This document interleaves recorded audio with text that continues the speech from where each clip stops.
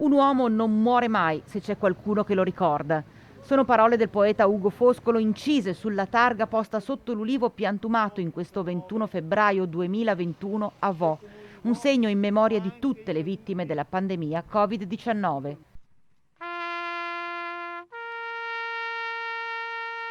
Questo ulivo è stato messo a dimora proprio in questa rotatoria, che è un importante snodo per il comune di Vo, a memoria appunto di quanto è successo, ma anche per fare in modo che tutte le persone, una volta arrivati qua, abbiano a mente che si può fare e si deve fare ancora tanto per sconfiggere questo virus. Il 21 febbraio 2020 la prima vittima del Covid a Vo, Adriano Trevisan, la certezza dell'arrivo anche in Veneto della pandemia.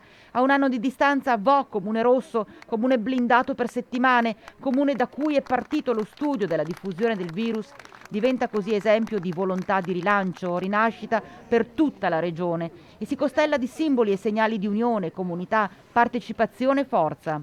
È passato un anno da quando qui a Vo si è accesa la prima spia, la prima lampadina dell'emergenza coronavirus in Veneto, una spia seguita poi da tantissime altre lampadine in tutto il Veneto. Adesso la luce che vediamo è quella probabilmente in fondo al tunnel, è quella delle vaccinazioni, è quella dei lockdown selettivi, è quella di un nuovo mondo che potremo presto raggiungere. In mezzo c'è un anno di buio, un anno con il quale comunque dovremo fare i conti prima o poi.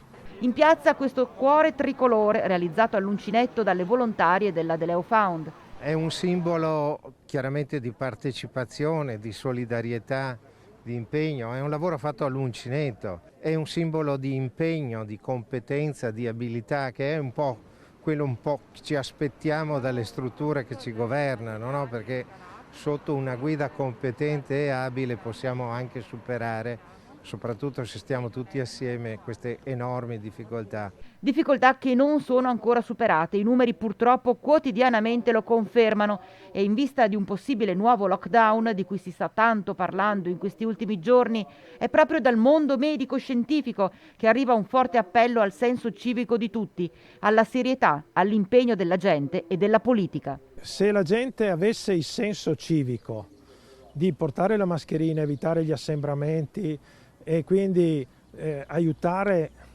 il suo vicino a non contaminarsi, potremmo evitare il lockdown.